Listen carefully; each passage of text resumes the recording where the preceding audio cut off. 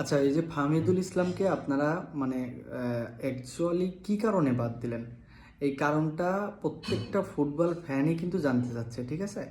মানে একটা ট্যালেন্টেড ছেলে ইতালিয়ান 4 ডিভিশনে খেলে। সে আপনার ক্যাম্পের সাথে যোগ দিল এবং প্রস্তুতি ম্যাচেও নাকি হ্যাটট্রিক করেছে, খুব ভালো পারফরমেন্স করেছে। মানে এই যে ট্যালেন্টেড একটা ছেলে, এই ছেলেটাকে যে আপনারা মানে বাদ দিয়ে দিলেন, মানে স্কোয়াডে রাখলেন না, এটার কারণটা কি অ্যাকচুয়ালি? আজকে কোচ যে কারণটা মানে আমাদেরকে জানালো, সেটা হলো যে ফাহমিদুল ইসলাম নাকি এখনো প্রস্তুত নয়। আচ্ছা, কি কারণে প্রস্তুত নয়? আমরা আসলে প্রস্তুত নয় এমন কোনো এক্সকিউজ শুনতে যাচ্ছি না, আমরা এক্স্যাক্ট কারণটা জানতে চাচ্ছি।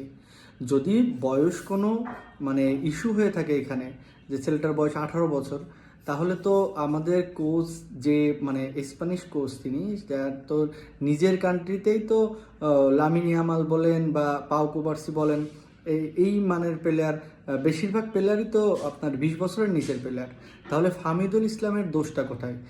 আমরা ফুটবল ফ্যান হিসেবে অ্যাকচুয়াল কারণটা জানতে চাচ্ছি এবং আমরা চাই ফাহমিদুল ইসলাম যেন টিমের সাথে চান্স পায়।